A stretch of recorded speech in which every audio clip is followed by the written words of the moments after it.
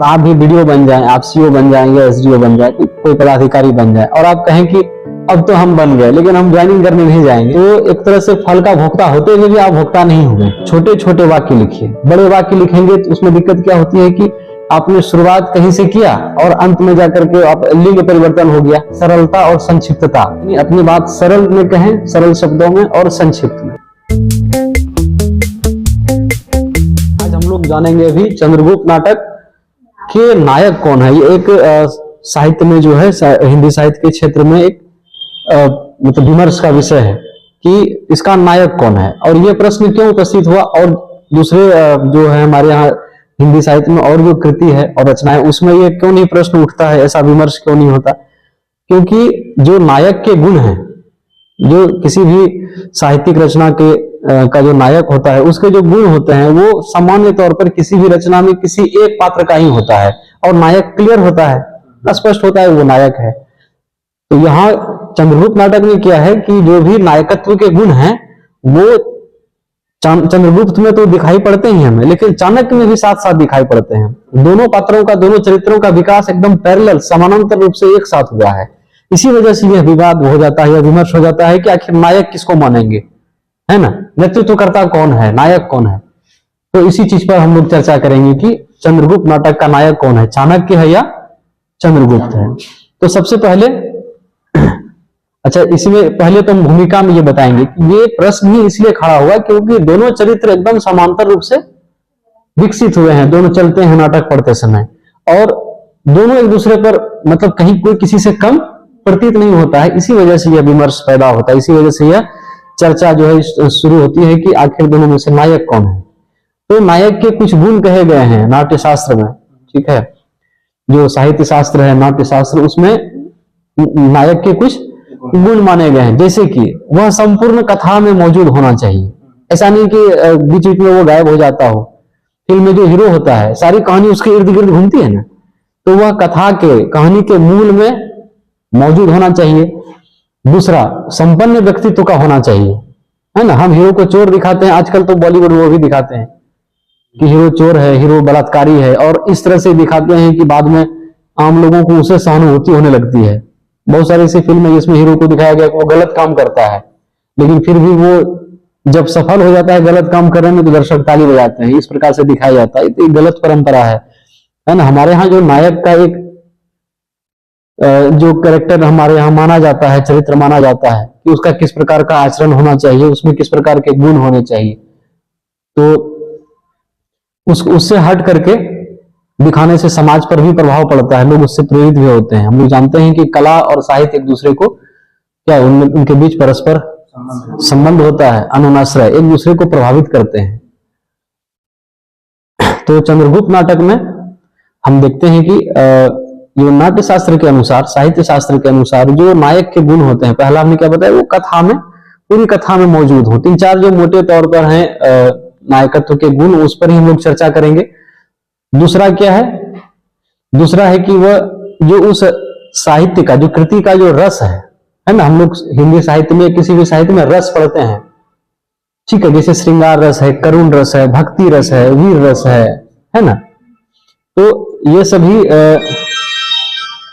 तो जो भी कृति का मूल रस होता है, रचना का जो मूल रस होता है, उसका आश्रय होना चाहिए, मतलब वो उससे संबंधित होना चाहिए नायक, ठीक है। और इसके बाद है कि वह फल का भोक्ता होना चाहिए। जैसे हम लोग फिल्मों में देखते हैं कि जो नायक है, अंत में होता है ना, कभी कभी नायक के पड़ोसी या भाई मर जाते हैं, है ना, लेकिन नायक ये रहता है, जिंदा रहता है, वो जीवित होता है, और अंत में जो सब कुछ अच्छा हो गया, तो अच्छा होने के बाद उसको भोगेगा कौन, सुख। जो सब कुछ ठीक हो गया तो उन परिस्थितियों को कौन भोगता है, नायक भोगता है। तो अंतिम फल का भोक्ता होना चाहिए कौन, नायक, ठीक है। और एक चीज और था क्या, वो संपन्न व्यक्तित्व का होना चाहिए, है ना, उसका व्यक्तित्व ऐसा होना चाहिए जिससे हम कुछ सीख सकें, ठीक है, आदर्श व्यक्तित्व जिसको कह सकते हैं, आइडियल होना चाहिए। तो इन सभी चीजों पर हम चर्चा करेंगे, चाणक्य का भी और चंद्रगुप्त का भी, एक एक करके, और देखेंगे कि फिर दोनों में से किसको हम नायक कह सकते हैं। सबसे पहले व्यक्तित्व में आते हैं चाणक्य का। एक आलोचक हैं हिंदी के जिनका नाम है डॉक्टर दशरथ ओझा। उन्होंने लिखा है कि चंद्रगुप्त नाटक जो उन्होंने लिखा है प्रसाद ने, इस नाटक की सबसे बड़ी देन है कौन? चाणक्य। क्योंकि इन्होंने, हमें थोड़ी देर पहले ही बता रहे थे कि चाणक्य को इतने अच्छे ढंग से विकसित किया गया है, उनके चरित्र का इतना विकास इसमें दिखाया गया है कि जो हम लोग, जो सामान्य इतिहास में जो प्रसिद्ध है उनका एक कैरेक्टर, जो उनका चरित्र चाणक्य का, तो वो तो है ही कि वो एक जो ये क्या थे, बहुत बड़े राजनीतिज्ञ थे, राजनीति के विद्वान थे।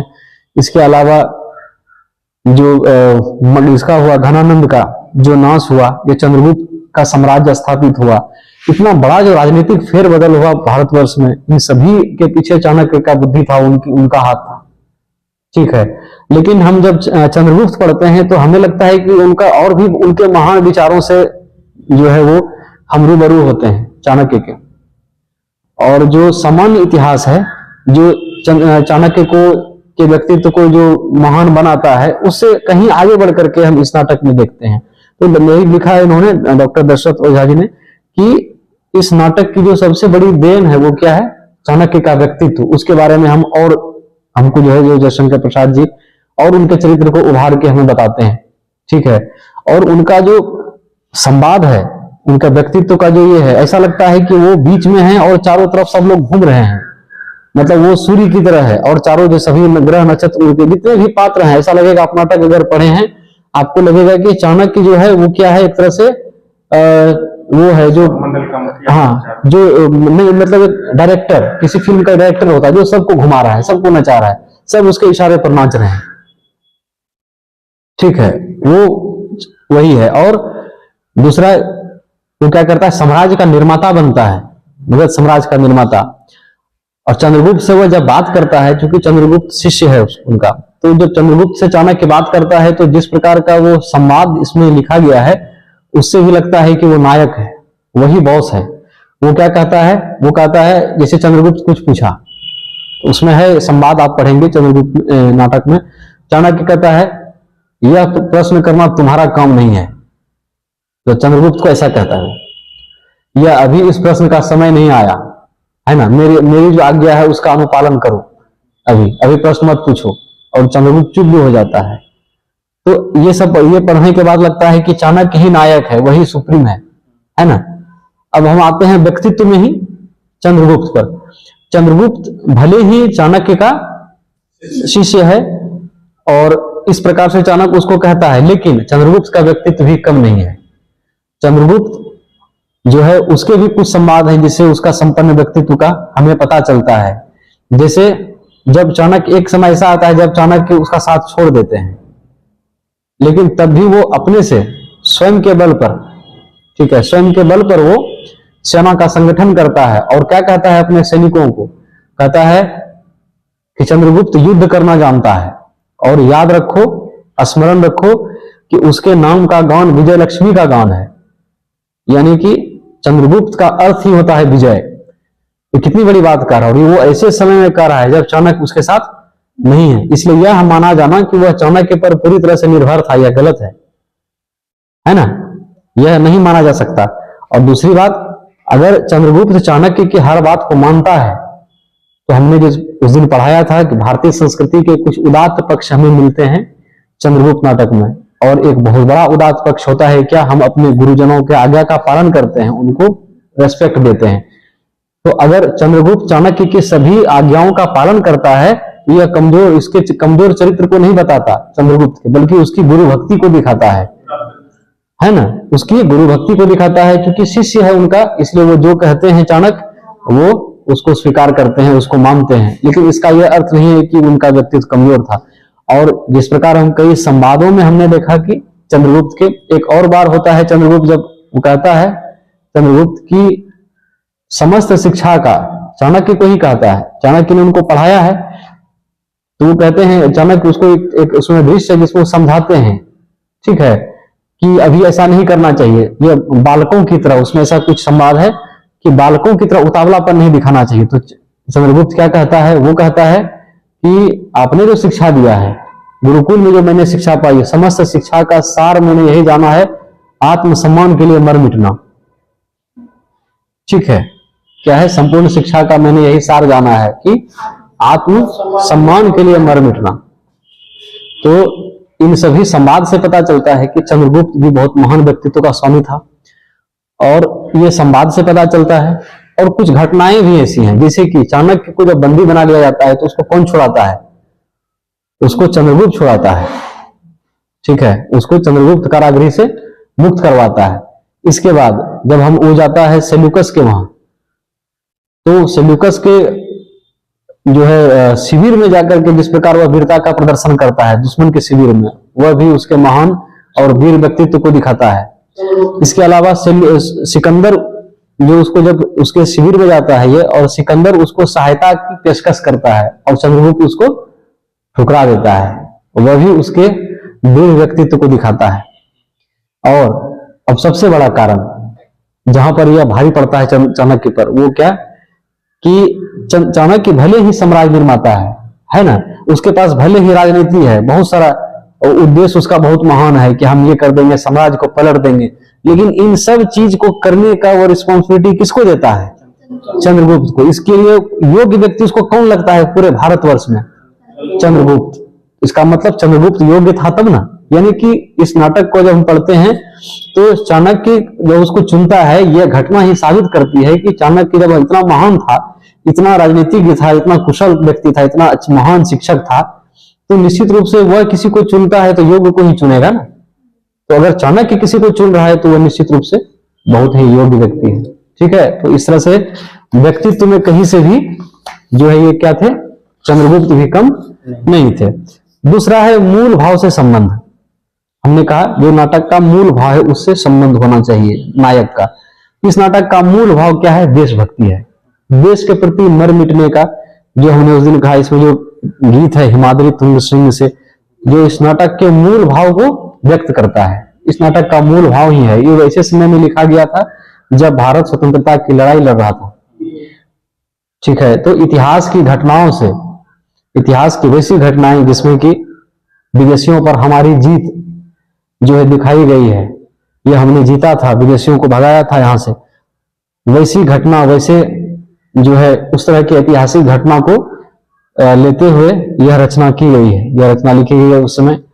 वो इसीलिए ताकि लोगों में देश प्रेम की भावना का संचार किया जा सके, है ना, उनमें जोश भरा जा सके, ओज भरा जा सके तत्कालीन स्वतंत्रता संग्राम के प्रति। तो इस नाटक का मूल भाव क्या है? देश प्रेम है, देशभक्ति है। तो चाणक्य के पहले हम स्वभाव में देखते हैं तो यहां पर वो इससे आगे निकल जाता है चंद्रगुप्त से। क्यों?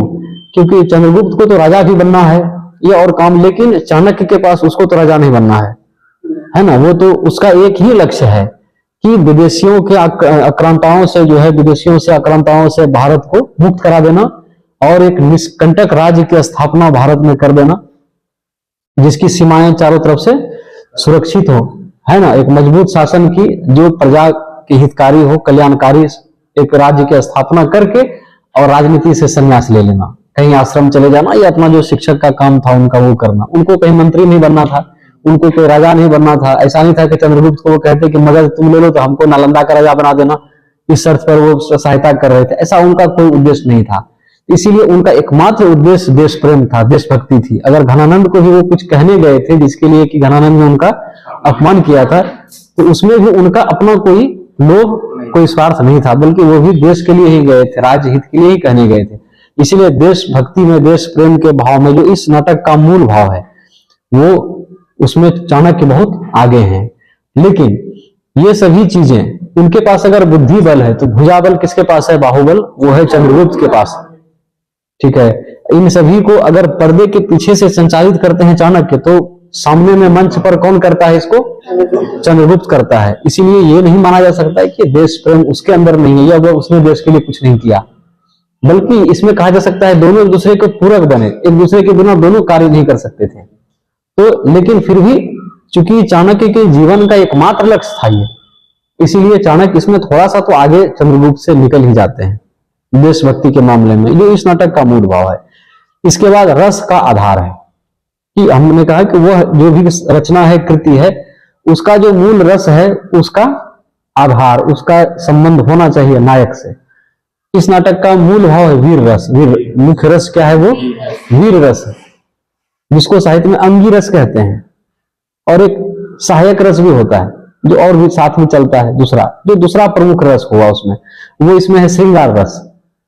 ठीक है, अब इन दोनों के दृष्टि से देखते हैं तो इसमें फिर चंद्रगुप्त भारी पड़ते हैं, है ना। चाणक्य अपने से खुद से वीरता का कोई प्रदर्शन भले ना करते हो, लेकिन जिस प्रकार के वो कार्य करते हैं वो वीरता से ही संबंधित है। ठीक है, लेकिन चंद्रगुप्त इसमें उनसे काफी आगे निकल जाते हैं, क्योंकि दोनों ही ये रस का संबंध का जो है वो उनसे संबंधित है, चंद्रगुप्त से, और दोनों के आश्रय हैं वो इस नाटक में। वीर रस, वीरता की तो कोई कमी नहीं चंद्रगुप्त ने, तो कहना ही क्या है। उन्होंने, चंद्रगुप्त ने जो है कई बार इस नाटक में ऐसे प्रसंग आते हैं जब उनकी जो है चंद्रगुप्त की वीरता का हमें दर्शन करने को मिलता है। ठीक है, और दूसरा इसका रस क्या है, वो है श्रृंगार रस। तो श्रृंगार रस के मामले में भी चंद्रगुप्त हम देखते हैं कि न सिर्फ यहाँ जो राजकुमारी है ये कल्याणी है या मालविका है, बल्कि जो विदेशी राजकुमारी है कॉर्नेलिया, वो भी उसको पसंद करती है। तो श्रृंगार रस का भी जो है वो क्या है, आश्रय है, आधार है कौन, चंद्रगुप्त। ठीक है, हालांकि इसमें चाणक्य भी है, लेकिन उसमें क्या है, चाणक्य के प्रति भी एक सुवासिनी नाम की उसमें एक दिखाया गया है जो नारी चरित्र है। सुवासिनी चाणक्य को पसंद करती है, लेकिन जो है वो सुवासिनी का वो एक काल्पनिक चरित्र है उसमें जोड़ा गया है।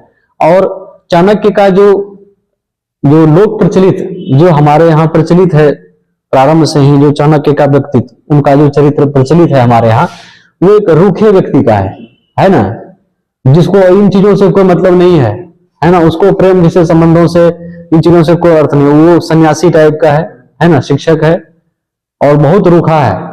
इसमें भी ऐसे ऐसे कुछ प्रसंग हैं जिससे पता चलता है, जैसे उसमें जब उसको बंदी बनाया जाता है चाणक्य को, ठीक है, तो वो अपने आप से बात करता है और बहुत ही अच्छा डायलॉग सुना। वो कहता है कि अपने आप से पूछता है कि मैं क्या करूं, क्या झुक जाऊं इनके सामने, क्योंकि जिस प्रकार का वातावरण है, अगर वो झुक जाएगा, माफी मांग लेगा, तो उसको छोड़ भी दिया जाएगा, उसको तुरंत रिहा कर दिया जाता। और उसके सामने आता भी है वररुचि, और वो कहता है कि हम एक किताब लिख रहे हैं, तुम उसमें हमको मदद करो, तो हम तुमको यहां से रिहा करवा देंगे। ठीक है, लेकिन चाणक्य उसमें इनकार कर देता है और वो कहता है, वो व्याकरण की किताब लिख रहा है, कहता है इससे भाषा ठीक होगी। तो चाणक्य का क्या है उसमें डायलॉग, वो कहता है भाषा ठीक करने से पहले मैं मनुष्यों को ठीक करना चाहता हूं, और वो जो है ना, वो तुम्हारे साथ जाकर नहीं होगा, इसलिए तुम जा सकते हो।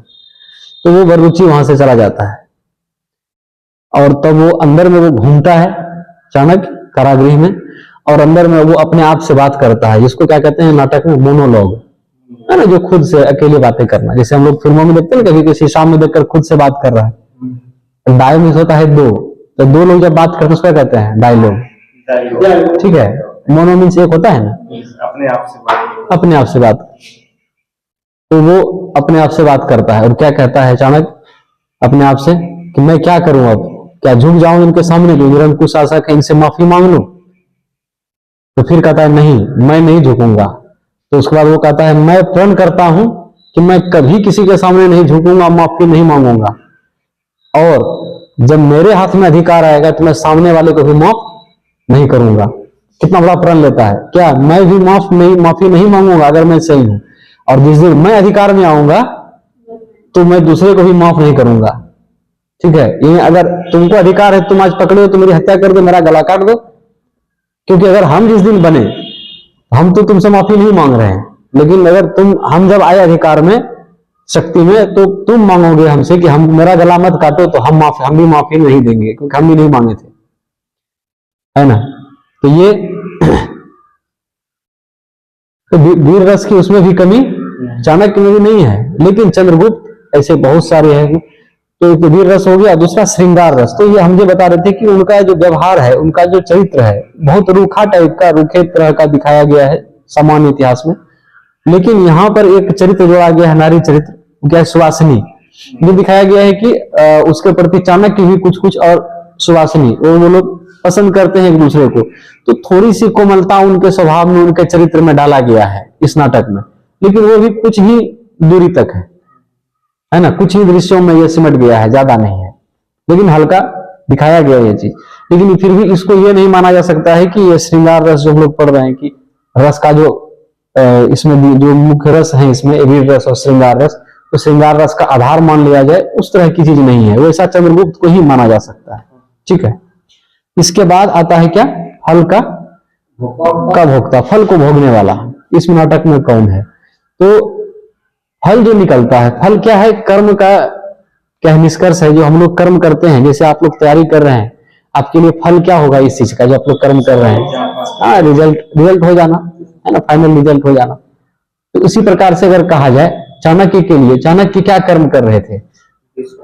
देश को जो है विदेशी आक्रांताओं से मुक्त रखते हुए एक अच्छे साम्राज्य, बड़े सुरक्षित साम्राज्य की है ना स्थापना करना, कल्याणकारी राज्य की स्थापना करना। तो जब ये हो जाता है चंद्रगुप्त के नेतृत्व में, तो एक तरह से उनको भी फल मिल जाता है, वो यही तो कर रहे थे, तो जब हो गया तो हो गया ना, उनको भी फल मिला। लेकिन फिर भी दूसरे अर्थ में देखेंगे तो व्यवहारिक रूप से तो जब ये हो जाता है तो वो राजनीति से हट जाते हैं कि हम यही चाहते थे, अब तो ये काम हो गया। मान लिया जाए आप अभी तैयारी कर रहे हैं और आप भी वीडियो बन जाएं, आप सीओ बन जाएंगे, एसडीओ बन जाए, कोई पदाधिकारी बन जाए, और आप कहें कि अब तो हम बन गए लेकिन हम ज्वाइनिंग करने नहीं जाएंगे, तो हम चाहते थे कि रिजल्ट हो जाए, लेकिन रिजल्ट तो हो गया, इसीलिए हम पढ़ रहे थे, लेकिन हम जाएंगे नहीं। तो एक तरह से फल का भोक्ता होते हुए भी आप भोक्ता नहीं हुए, है ना।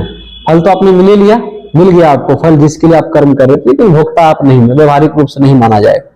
लेकिन चंद्रगुप्त इस नाटक के व्यवहारिक फल के भोक्ता वही है, यानी कि उनको राज्य मिल गया तो अब वो शासन करेंगे, कल्याणकारी राज्य की स्थापना करेंगे, भारत को, देश को, राज्य को आगे ले जाएंगे। तो एक तरह से जो वास्तविक फल का भोक्ता कौन हुआ? चंद्रगुप्त। एक तरह से चाणक्य भी करते हैं फल की प्राप्ति, लेकिन व्यवहारिक रूप से देखा जाए तो चंद्रगुप्त।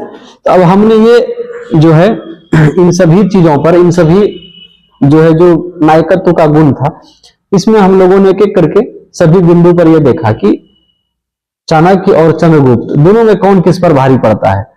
तो निष्कर्ष क्या निकला, आप लोग जो इतना देर सुने कि दोनों लगभग जो है किसी चीज में ये आगे, किसी में वो है, किसी में दोनों समानांतर है। तो लगभग दोनों क्या है, जो पैरेलल चलता है, दोनों का व्यक्तित्व जो है समांतर ढंग से विकसित होता है। और जो सबसे बड़ी बात है वो क्या है, दोनों एक दूसरे के बिना अधूरा है, दोनों एक दूसरे के बिना अधूरा है। चाणक्य नहीं होता तो शायद चंद्रगुप्त भी इतना महान काम नहीं कर पाते, और चंद्रगुप्त नहीं होते तो चाणक्य अकेले क्या कर लेते, उनके पास सिर्फ प्लान होता है ना, वो हाँ उसको इम्प्लीमेंट कौन करता, उसको धरातल पर कौन उतारता। तो ये दोनों एक दूसरे के पूरक हैं, इसलिए ये कहा जाता है कि इस नाटक में दोनों का जो चरित्र है वो प्रतिद्वंदी नहीं है ना। विमर्श ये नहीं होना चाहिए कि दोनों में से कौन महान है, बल्कि दोनों एक दूसरे के पूरक हैं, वो दोनों साथ साथ विकसित हुए हैं, दोनों का चरित्र साथ साथ विकसित हुआ है। ठीक है, तो जिस प्रकार की चाणक्य का इसमें संवाद है, जिस प्रकार सभी पात्र उसके इशारे पर नाचते हैं, जिस प्रकार वो सभी कथा के मूल में है, उससे लगता है कि चाणक्य ही नायक रहे, उसी को माना जाए। लेकिन चंद्रगुप्त का नायकत्व भी कम नहीं है। ठीक है, और जब, क्योंकि उसका व्यक्तित्व भी चाणक्य से कम नहीं है, और चाणक्य जो है चंद्रगुप्त के बिना कुछ नहीं है। और दूसरी बात, जो आलोचक हैं, जो समालोचक हैं, हिंदी के समीक्षक हैं, वो जब लिखते हैं, जैसे डॉक्टर धनंजय हैं, उन्होंने लिखा है, जब वो लिखते हैं कि चाणक्य की तारीफ कर रहे हैं, ठीक है, तो चाणक्य की तारीफ, प्रशंसा करते हुए वो ये कहते हैं कि चाणक्य का व्यक्तित्व इतना ज्यादा इसमें विकसित हुआ है, डेवलप हुआ है कि वो नाटक के जो नायक हैं चंद्रगुप्त, कहीं कहीं उस पर भी भारी पड़ते हैं। लेकिन ऐसा बोलते हुए भी वो नायक किसको कह रहे हैं? चंद्रगुप्त को, है ना। और इसके अलावा जो चंद्रगुप्त नाटक की भूमिका लिखी हुई है, भूमिका जो लिखी गई है, जो जयशंकर प्रसाद रचनाकार द्वारा, नाटककार द्वारा, तो उन्होंने भी उसमें चंद्रगुप्त के जो है नायकत्व वाले गुणों की बहुत चर्चा की है। ठीक है, और एक बात और है, इस नाटक का नाम भी इसीलिए क्या रखा गया है? चंद्रगुप्त, चाणक्य नहीं रखा गया। तो इस तरह से यानी कि प्रकार सभी तरह से यह मानते हुए कि ये दोनों का चरित्र एक दूसरे का पूरक है, साथ साथ विकसित हुआ है, प्रतिद्वंदी नहीं है, एक दूसरे का सहयोगी है। ठीक है, प्रतियोगी नहीं है बल्कि सहयोगी है। लेकिन फिर भी अगर नायकत्व का प्रश्न हो तो सभी बिंदुओं पर देखेंगे हम, तो चंद्रगुप्त ही इसका नायक, तो चंद्रगुप्त को ही इसका नायक मानना उचित प्रतीत होता है ना, तर्कसंगत लगता है। ठीक है, ये एक प्रश्न आपको आता है। तो हमने दो प्रश्न चंद्रगुप्त पर हो गए, एक हो गया इतिहास और कल्पना का किस प्रकार सामंजस्य इस नाटक में हुआ है, और दूसरा हुआ कि इसमें जो है नायकत्व का जो प्रश्न है कि चंद्रगुप्त नायक सही रहेगा या चाणक्य। तो ये दोनों प्रश्न हुए। अब दो और प्रश्न इसमें बचते हैं, उस पर हम लोग अगले दिन डिस्कस करेंगे। इसमें होगा कि एक ये चंद्रगुप्त नाटक में जो नारी के जो चरित्र हैं, जो नारी पात्र उसमें जितने हैं, उनकी आज के समय में क्या प्रासंगिकता है, उनकी चर्चा करते हुए, उनके चरित्र को समझते हुए तब अंत में कि आज की नारी को उसका क्या संदेश दिया माना जाएगा, ये क्या उनकी प्रासंगिकता है आज के समय में। ठीक है। और चौथा प्रश्न क्या होगा, जो बहुत कॉमन है, वो है इसमें देश प्रेम के, राष्ट्रीयता के, राष्ट्र प्रेम के वो जो स्वर हैं, ठीक है, उसके लिए जितनी चीजों का वर्णन इसमें किया गया है उसकी चर्चा करेंगे चंद्रगुप्त नाटक में। हालांकि अभी तक जितनी चीजें हम लोग पढ़ रहे हैं इसमें सब में तो राष्ट्रीयता आ ही रहा है, लेकिन फिर भी एक अलग प्रश्न के रूप में हम लोग बिंदुवार पढ़ लेंगे तो अच्छा रहेगा।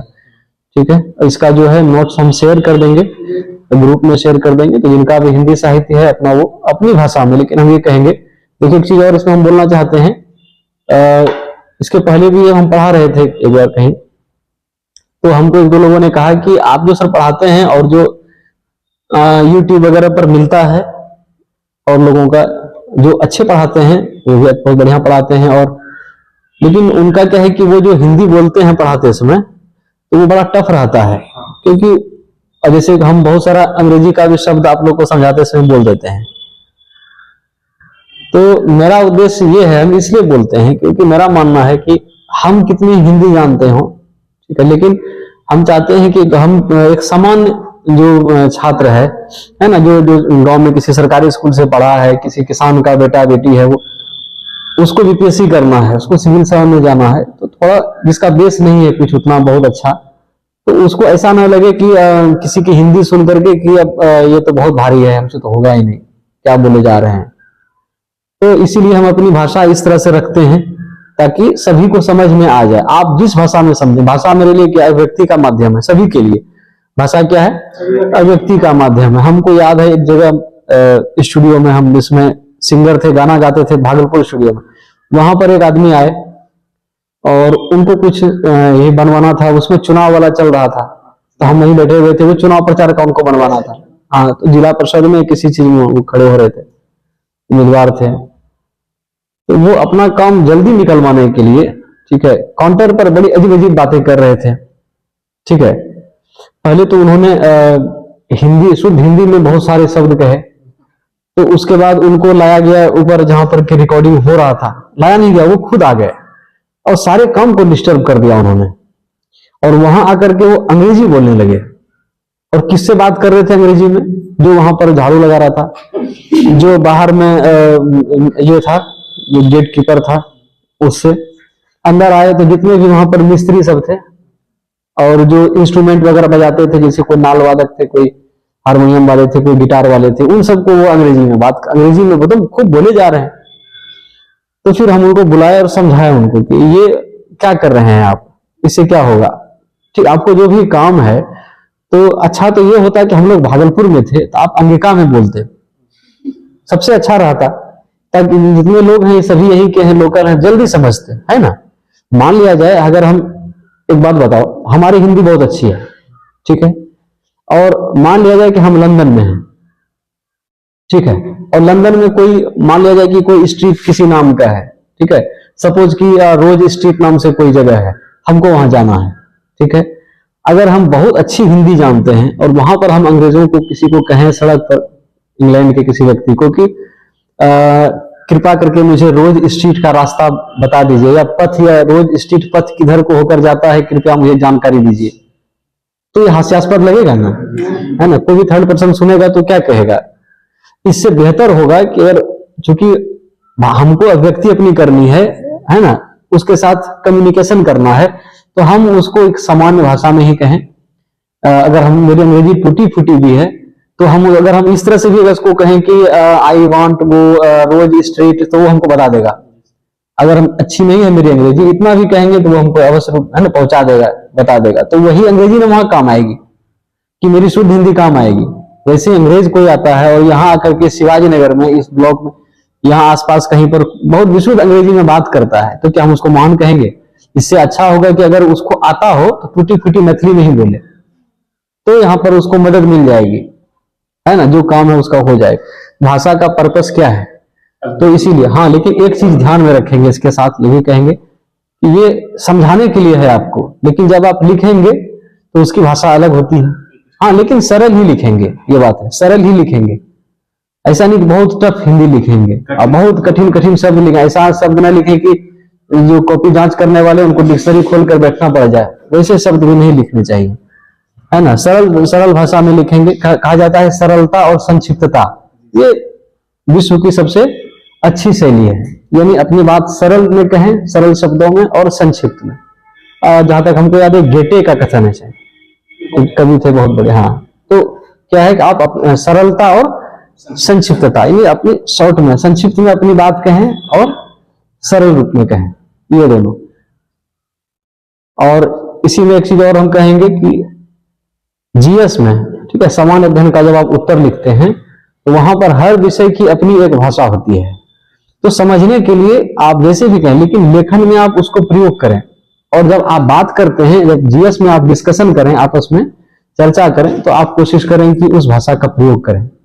जैसे कि आप पॉलिटी में लिखते हैं तो वो जो है, जो सामान्य रूप से आप बातचीत करते हैं, और जब आप लिखते हैं पॉलिटी का उत्तर, राज्य व्यवस्था का, तो उसमें थोड़ी सी भिन्नता होती है, उसको थोड़ा सा ध्यान में रखना चाहिए, है। जैसे हम कहते हैं कि अभी कि फलाना आदमी, अभी हमने कहा था ना कि वो आदमी कहीं जिला परिषद में खड़ा हुआ था, लेकिन ये बोलने के लिए है। अगर हम लिखेंगे तो क्या कहेंगे, जिला परिषद के रूप में उम्मीदवार थे वो, या उन्होंने नामांकन कराया था, ठीक है। और अगर वो जीत जाते तो हम क्या कहते, ऐसे बोलते हैं कि वो एमएलए विधायक में जीत गए, लेकिन लिखेंगे तो क्या कहेंगे, नहीं नहीं, वो जीत गए नहीं लिखेंगे, क्या लिखेंगे, निर्वाचित हुए, ठीक है। क्या कहेंगे, वो बिहार विधानसभा सदस्य के रूप में निर्वाचित हुए। ये क्या है, राज्य व्यवस्था की भाषा है। वैसे हम लोग अर्थव्यवस्था जब पढ़ते हैं, आप देखेंगे, आप उसमें गरीबी लिखेंगे तो थोड़ा ये लगेगा, आपको निर्धनता लिखना चाहिए, है ना। कुछ शब्द ऐसे हैं, ठीक है, तो हाँ, जो उसकी शब्दावली है, अपनी शब्दावली होती है, और उसको ध्यान में रखना चाहिए लिखते समय। हर सभी जो है ये आपको 2-3 में रखना पड़ेगा, खासकर पॉलिटी में और इकोनॉमिक्स में। ये दो जो आपका सब्जेक्ट है वहां जीएस में, बीपीएससी में, उसमें थोड़ा इसका ध्यान रखा जाना चाहिए कि उसकी अपनी भाषा है, ठीक है, और उसकी भाषा का, उसकी शैली का आप प्रयोग करिए। तो इसके लिए कुछ शब्दावली देखते रहिए कि हम उसी का, और लिखते समय ध्यान रखिए कि हम उसी का प्रयोग करें। और छोटे छोटे वाक्य लिखिए। बड़े वाक्य लिखेंगे तो उसमें दिक्कत क्या होती है कि आपने शुरुआत कहीं से किया और अंत में जाकर के आप लिंग परिवर्तन हो गया, ठीक है। जहां करता है लिखना चाहिए था, लास्ट में जाकर करती है कर दिए। कहीं बहुवचन का एक वचन बहुवचन, यानी कि वचन में भी दिक्कत हो जाती है। कहीं कहीं का, के, की, ये सब संबंध वो छूट जाता है, आप लोग गलत लिख देते हैं। ये बड़े वाक्य लिखने से होता है, ठीक है। जैसे कि मैं, राम और मनीष, ठीक है, हम इस तरह का बड़ा वाक्य लिखा। मान लीजिए हम ये कहना चाह रहे हैं कि मैं, राम और मनीष 3 व्यक्ति हम लोग गए थे, समस्तीपुर गए थे, ठीक है। वहां हमने चाय पी, और जिसमें चाय पी उसी में एक सेल्फी लिया, जो कि अभी डिलीट हो गया। हालांकि वो हमारी माँ देखना चाह रही थी, लेकिन वो डिलीट हो गया। तो अगर हम इसको एक एक करके लिखेंगे कि मैं, राम और मनीष कल समस्तीपुर गए थे, ठीक है, फिर फुल स्टॉप, वहां हमने चाय पी, फुल स्टॉप, चाय पीते इसमें हमने सेल्फी भी ली थी, फुल स्टॉप, ठीक है, परंतु वह सेल्फी डिलीट हो गई, फुल स्टॉप, हालांकि वह मेरी माताजी देखना चाह रही थी, फुल स्टॉप। तो इस तरह से लिखेंगे तो गलती नहीं होगी।